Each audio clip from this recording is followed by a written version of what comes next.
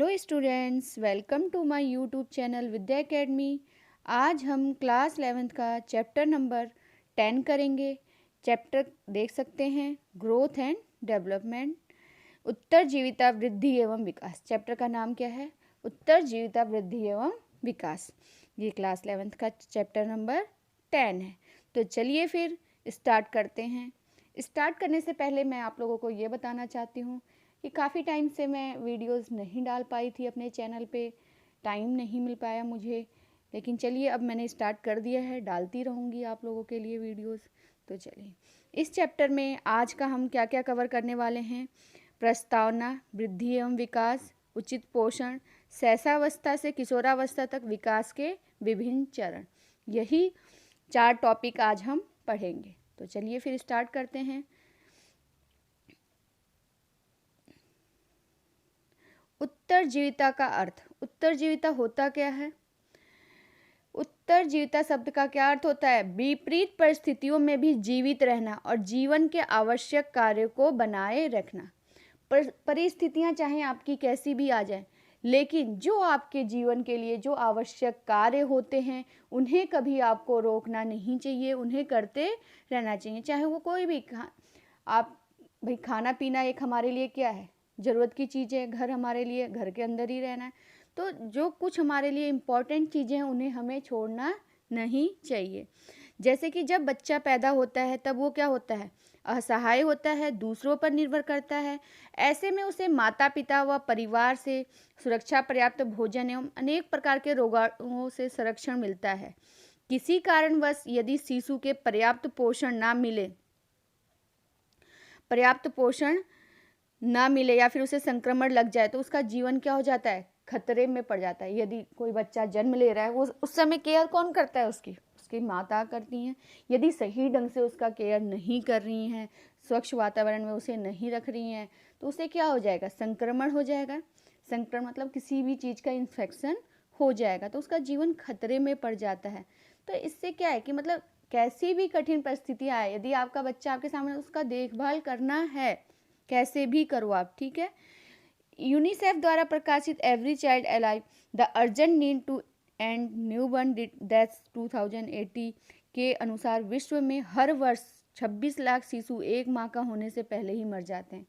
जो हमारे में यूनिसेफ ने जो इसकी एक जनगणना की है उसमें क्या आया है कि हर वर्ष 26 लाख शिशु एक माह का होने से पहले ही, एक माह मतलब 1 मंथ भी कंप्लीट नहीं होता उससे पहले उनकी डेथ हो जाती है। हर वर्ष 10 लाख शिशु 1 साल के होने से पहले ही मर जाते हैं। 1 साल के होने से पहले 10 लाख ऐसे बच्चे वो हो जाते हैं। हर वर्ष 26 लाख मृत बच्चे स्टिल बॉर्न पैदा होते हैं। ये एक जनगणना के अनुसार ये सारे आपके डाटास कलेक्ट किए गए हैं। देख सकते हैं ये डाटास अपने।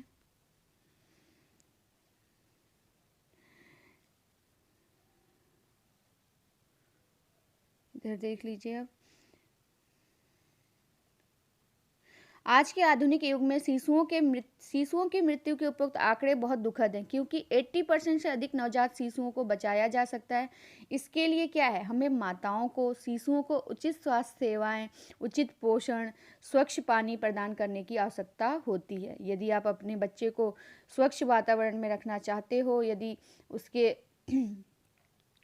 नवजात शिशु को अपने नवजात शिशु को बचाना चाहते हो, तो आपके लिए क्या है कि उचित स्वास्थ्य सेवाएं उसे दो, उचित पोषण उसे दो, स्वच्छ पानी प्रदान करने की आवश्यकता होती है।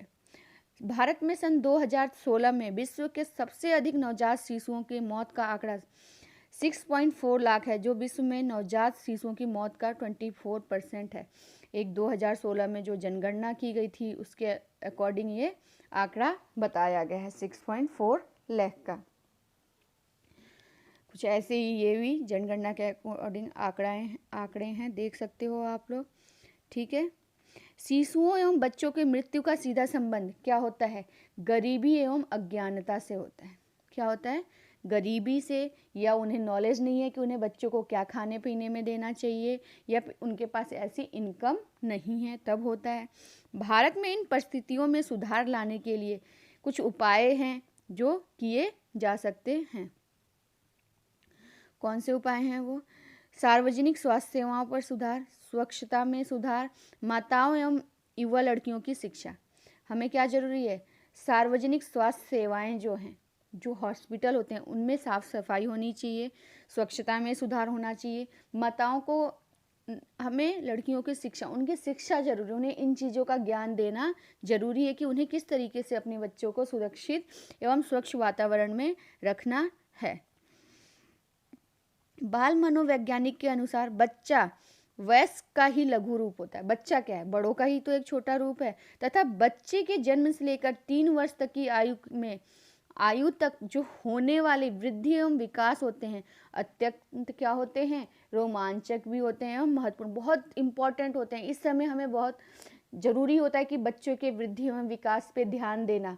इसी समय हम उसके पोषण का ध्यान नहीं देंगे, उसका विकास या वृद्धि उसकी सही ढंग से नहीं होगी, तो बच्चा बड़े चल के भी उसे दिक्कतें आती रहेंगी।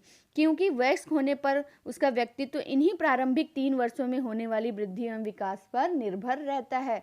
जो भी वृद्धि विकास है वो जो शुरुआत के दिनों होते हैं, जन्म से लेके स्टार्टिंग के 3 साल तक ही होते हैं, इसलिए हमें उस समय ध्यान देना बहुत जरूरी होता है बच्चों के वृद्धि एवं विकास पे। बच्चे के विकास माँ के गर्भधारण के समय आरंभ होकर गर्भावस्था में अत्यंत तीव्र गति से होता है।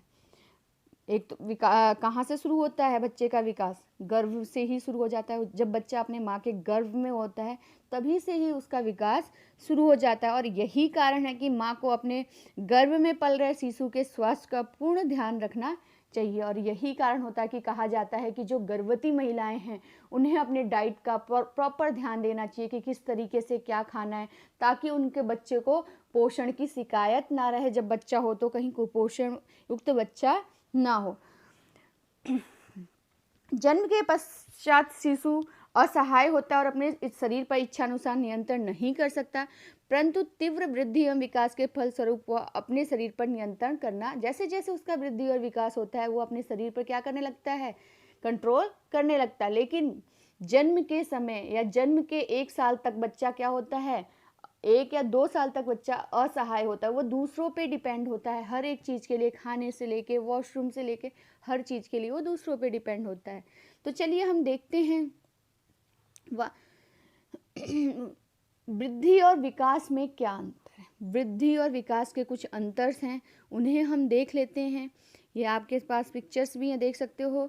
विकास का अर्थ समय के साथ साथ शारीरिक संरचनाओं, मनोवैज्ञानिक लक्षणों, व्यवहार, सोचने के तरीकों तथा जीवन की मांग के अनुसार स्वयं को ढालने की सुव्यवस्थित पद्धतियों से है।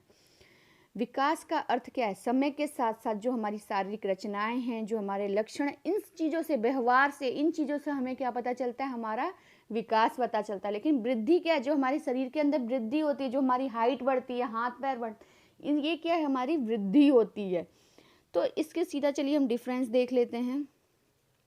डिफरेंस से ही मैं आप लोग को एक्सप्लेन कर देती हूँ। वृद्धि क्या होता है? वृद्धि क्या होता है? शारीरिक भार, ऊंचाई व शारीरिक अंगों के आकार व संरचना में बढ़ोतरी होना वृद्धि कहलाता है। जो हमारा शरीर का वेट है, वेट बढ़ता है आप लोग का। जन्म के समय आप कोई बच्चा 2 किलो 3 किलो का होता है, फिर धीरे धीरे 1 साल का होते होते बच्चा 6-7 किलो का हो जाता है। तो ये क्या है? वेट हमारा बढ़ता रहता है, ऊंचाई भी बढ़ती है, शारीरिक अंगों के आकार जो होते हैं, हाथ पैर के आकार, ये सारे भी वृद्धि होती हैं, और संरचना में भी हमारी क्या होती है? वृद्धि होती है। लेकिन विकास में क्या होता है? विकास को हम, वृद्धि को तो हम पहचान लेते हैं, देख के पहचानते हैं, भाई इसमें इसके इतनी वृद्धि हुई है, ये वेट बढ़ा है, ये हाइट बढ़ी है। विकास का क्या है? शारीरिक वृद्धि के साथ साथ शिशु में गुणात्मक परिवर्तन, जैसे कि मानसिक, सामाजिक एवं संवेगात्मक परिवर्तनों का होना विकास है। विकास हम किसे मानते हैं? कि जो मानसिक विकास हमारे अंदर होता है, मेंटली हम स्ट्रांग होते हैं, सोशली स्ट्रांग होते हैं, संवेगात्मक परिवर्तन का होना, ये हम विकास मानते हैं। ये हमारे व्यवहार से पता चलता है कि हम कैसा बिहेव किसके साथ कर रहे हैं, कैसा सोच रहे हैं, इन चीज़ों से हम विकास का आकलन कर सकते हैं। अब क्या है? वृद्धि केवल मात्रात्मक परिवर्तन होती है।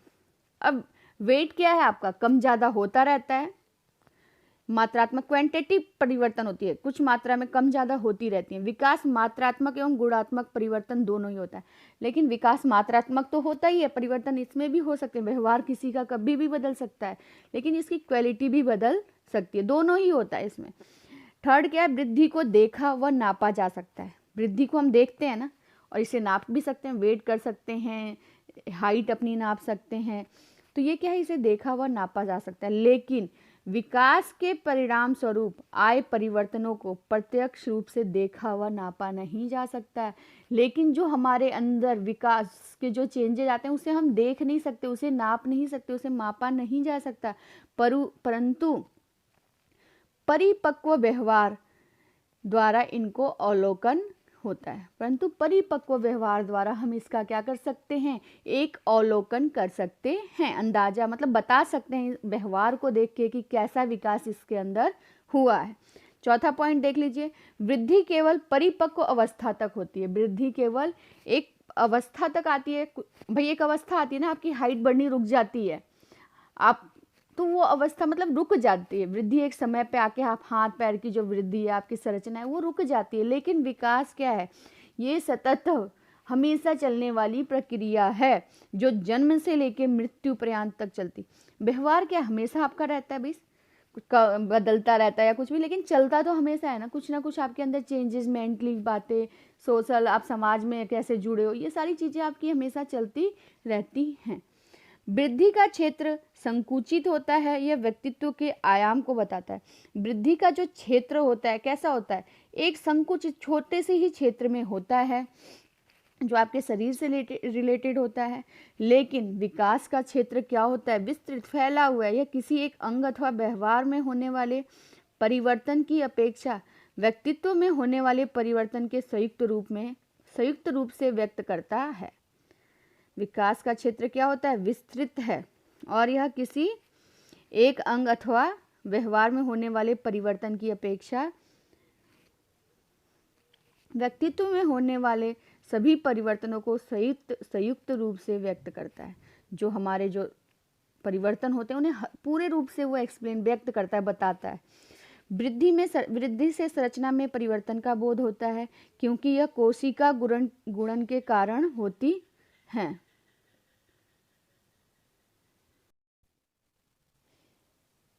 हम क्या करेंगे, विकास के क्षेत्र।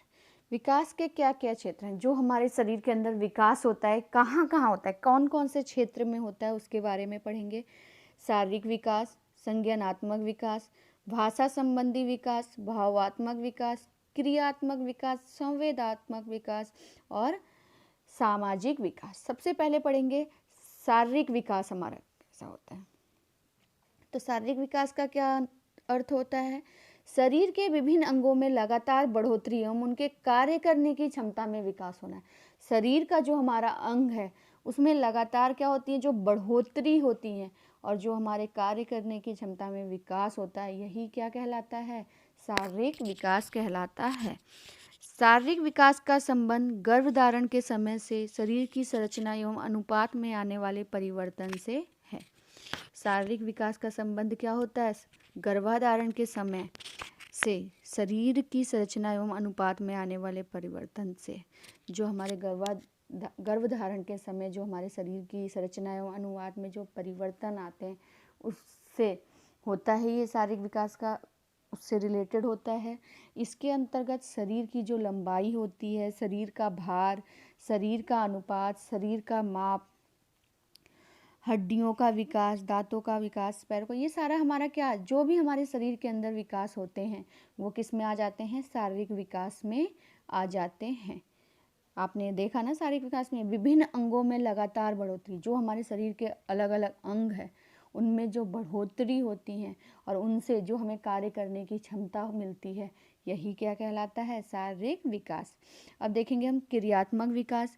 क्रियात्मक विकास क्या होता है, क्रियात्मक विकास का संबंध शारीरिक गतिविधियों पर नियंत्रण से है। नियंत्रण हम कैसे करेंगे, जब हम सोचेंगे, जिसके कारण शरीर के विभिन्न अंगों के बीच समन्वय बेहतर होता है। शारीरिक वृद्धि से शरीर बढ़ता है। शारीरिक वृद्धि में हमारा क्या होता है, शरीर बढ़ता है। लेकिन क्रियात्मक विकास में शारीरिक गतिविधियों को सहज, नियंत्रित एवं प्रभावी विकास होता है। मोटर डेवलपमेंट जिसे हम कहते हैं, यही क्या होता है, क्रिया जो हम करते हैं तो उसे हम कैसे कंट्रोल करते हैं। भाई कोई गलत चीज़ हो रही है तो रुक जाते हैं ना, क्यों? क्योंकि हमारा मोटर जो हम दिमाग, हमारे दिमाग में एकदम से नॉलेज आती है, इसे मत छू बेटा, इससे करंट आएगा। तो ये कहाँ से होता है, किसकी वजह से होता है? हमारा जो क्रियात्मक विकास होता है, मोटर डेवलपमेंट होता है, उसकी वजह से ये चीज़ें हमारे अंदर आती हैं। सडन जो चेंज हम एकदम से कर लेते हैं क्रियात्मक विकास की वजह से। क्रियात्मक विकास भी दो प्रकार के होते हैं, देख सकते हो आप, स्थूल क्रियात्मक विकास और सूक्ष्म क्रियात्मक विकास। स्थूल क्रियात्मक विकास में क्या होता है, इसका संबंध शरीर की बड़ी मांसपेशियों की गतिविधियों पर नियंत्रण से है। जो बड़ी बड़ी मांसपेशियां होती हैं उन्हें किस तरीके से नियंत्रण करना है, उस पे ये होता है स्थूल क्रियात्मक। और सूक्ष्म क्रियात्मक, इसका संबंध शरीर की हमारी छोटी छोटी मांसपेशियों की गतिविधियों पर नियंत्रण से होता है। स्थूल क्रियात्मक विकास में क्या होता है, इसके अंतर्गत कंधों, जांघों, ऊपरी भुजा, निचली भुजा, उदर तथा पीठ की पेशियों को नियंत्रण से है। और जो हमारे कंधे हैं या जांघें हैं, ऊपर की जो भुजाएं होती हैं शरीर की, या निचली भुजाएं, ये सारी हमारी किस में आती हैं, स्थूल क्रियात्मक में। और सूक्ष्म क्रियात्मक में क्या आती है, हमारी कलाई, उंगलियां जो होती हैं, अंगूठे, ये सारे हमारे सूक्ष्म क्रियात्मक विकास में आते हैं। धीरे धीरे इनमें विकास होता है। इन पेशियों के नियंत्रण से हम बैठ भी सकते हैं और चल भी सकते हैं। भाई पैर वैर है तो हम चल सकते हैं, बैठ सकते हैं। लेकिन सूक्ष्म क्रियात्मक विकास में क्या होता है, इन पेशियों के नियंत्रण से हम लिख सकते हैं, सिलाई कर सकते हैं, बुनाई कर सकते हैं, अथवा किताब के पन्ने भी पलट सकते हैं सूक्ष्म क्रियात्मक विकास में। तो अब देखते हैं हम संज्ञानात्मक विकास क्या होता है। संज्ञानात्मक विकास से क्या अभिप्राय होता है कि बच्चे के जन्म के पश्चात उसमें सोचने विचारने की क्षमताओं के प्रकट होने एवं विकास से है। आयु वृद्धि के साथ साथ सोचने विचारने के तरीकों में गुणात्मक अंतर आते हैं। अब बच्चा, छोटा बच्चा है तो उसमें कोई सोचने समझने की शक्ति होती है नहीं, लेकिन जैसे जैसे आपके विकास होता है, कौन सा विकास, संज्ञानात्मक विकास, तो बच्चे के अंदर सोचने विचारने के तरीकों में भी वृद्धि होती रहती है, जो हमारी मानसिक संरचनाओं तथा अनुभव को समझने में आए बदलाव के कारण आते हैं। ये क्या होते हैं, हमारे संज्ञानात्मक विकास। साधारण बोलचाल की भाषा में हम क्या कह सकते हैं, कॉग्निटिव शब्द का अर्थ होता है जानना, किसी चीज को जानना। अर्थात ज्ञानात्मक विकास का अर्थ बच्चे की उन मानसिक प्रक्रियाओं के विकास से है जिसका परिणाम स्वरूप वह अपने तथा आसपास के संसार के बारे में ज्ञान प्राप्त करता है। ज्ञान कैसे, उनके बारे में जान के, बड़ों से पूछ के, ये चीज़ें क्या हैं, इससे क्या होता है, तो वो अपना ज्ञान बढ़ाता है। तो ये हमारा क्या होता है, संज्ञानात्मक विकास होता है। संवेदात्मक विकास, इसमें सेंसरी, जो आपके सेंस ऑर्गन्स होते हैं उनका विकास होता है, वो कार्य करने रखते हैं, क्रियात्मक हो जाते हैं। संवेदात्मक विकास का अभिप्राय हमारी संवेदनाओं जैसे कि देखना, सुनना, सूंघना, ये हमारे कौन कार्य करता है, ये हमारे सेंस ऑर्गन करते हैं। तो उनका काम क्या होता है, आँखों का जैसे कि देखना, कानों का सुनना, नाकों का सूंघना, स्किन का स्पर्श करना, जीभ का महसूस करना। तो ये क्या है, महसूस करने की क्षमताओं के विकास से है। ये हमारे क्या होते हैं, सेंसरी डेवलपमेंट। जन्म से ही शिशु की संवेदात्मक क्षमताएं प्राप्त रूप से विकसित होती हैं, परंतु आयु वृद्धि के साथ साथ ये संवेदनात्मक क्षमताएं अधिक परिष्कृत एवं विकसित होती रहती हैं। लेकिन वृद्धि के साथ साथ इनका भी विकास होता रहता है। जैसे कि एग्जाम्पल देख सकते हो कि जन्म के पश्चात नवजात शिशु किसी भी चीज़ को ठीक प्रकार से नहीं देख पाता, लेकिन धीरे धीरे जब देखने की क्षमता में क्या होती है, उसकी विकसित होती है, तो वह अपनी आँखों को केंद्रित कर सकता है और धीरे धीरे अपनी माता या किसी अन्य गतिशील व्यक्ति के साथ अपनी दृष्टि भी घुमाता है। पहले उसे दिक्कत होती है, लेकिन धीरे धीरे वृद्धि और विकास के साथ साथ उसकी ये चीज़ें भी डेवलपमेंट होती हैं। अब हमारा भाषा संबंधित विकास। भाषा संबंधी विकास से अभिप्राय उन परिवर्तनों से है जो जन्म के पश्चात धीरे धीरे शिशु में विकसित होता है। भाषा संबंधी विकास क्या होता है, जो जन्म के पश्चात धीरे धीरे शिशु में विकसित होता है। जन्म होने के बाद कुछ समय बाद, 1 साल बाद या 9 महीने बाद जो विकसित होता है। उदाहरण के लिए जन्म के समय शिशु केवल रोना या चिल्लाना जानता है और उसे भाषा का ज्ञान बिल्कुल नहीं आता। चिल्लाना जानता है, लेकिन धीरे धीरे विकास के साथ वह दूसरों की भाषा समझने लगता है और बोलने भी लगता है। अब हमारा क्या है, सामाजिक विकास, सोशल डेवलपमेंट। जो समाज में हम जब धीरे धीरे हमारी वृद्धि विकास होती है, हम दूसरों से मिलते हैं, दूसरों से बातें करते हैं, तो ऐसे में हमारा क्या हो जाता है, सामाजिक विकास। सामाजिक विकास का संबंध उन योग्यताओं के विकास से है जो किसी व्यक्ति को समाज की उम्मीदों के अनुरूप व्यवहार करने, लोगों के साथ संबंधों का निर्माण करने तथा उन्हें बनाए रखने में समर्थ बनाती है। हम दूसरों के निकलते हैं, दूसरों से किस तरीके से बात कर रहे हैं, कैसा व्यवहार कर रहे हैं, ये हमारा क्या होता है, सामाजिक व्यवहार विकास। अब हमारा क्या है, भावात्मक विकास। भावात्मक विकास क्या होते हैं, विकास का संबंध भावनाओं के उभरने, उन्हें व्यक्त करने तथा समाज द्वारा स्वीकृत तरीकों से व्यक्त करना सीखने से है। भावात्मक, इमोशनल डेवलपमेंट। भाई कोई, अब हम इमोशनल क्या है, हमें किसी चीज़ को देख के कैसे रोना आ जाता है, कोई बात ऐसी जोक की होती है, हंसने की बातें होती है तो हंसना आता है, किसी के भाई कुछ हो गया, किसी के घर पे हम जा रहे हैं तो उन्हें देख के ऑटोमेटिक हमारी आंखों से आंसू आ जाते हैं। तो ये क्या है, हमारे इमोशनल डेवलपमेंट, जो कि अंदर से ये विकास हमारा नेचुरली होता है कि जो चीज़ हम देखते हैं उनका रिएक्शन उसी टाइम हम अपने आप, हम खुद कोशिश नहीं करते, अपने आप अंदर से वो रिएक्शंस आते हैं, वो हमारे क्या होते हैं, इमोशनल डेवलपमेंट, भावात्मक विकास। अब देख लेते हैं उचित न्यूट्रिशन क्या होता है। उचित पोषण, गुड न्यूट्रिशन। भाई हमारा वृद्धि विकास तो तभी होगा जब हम पोषण युक्त भोजन लेंगे अपनी डाइट में। यदि पोषण युक्त भोजन नहीं लेते हो तो आपका विकास सही ढंग से नहीं हो पाएगा, आप कुपोषण के शिकार हो जाओगे। किसी भी व्यक्ति की वृद्धि एवं विकास के लिए उचित पोषण बहुत महत्वपूर्ण होता है।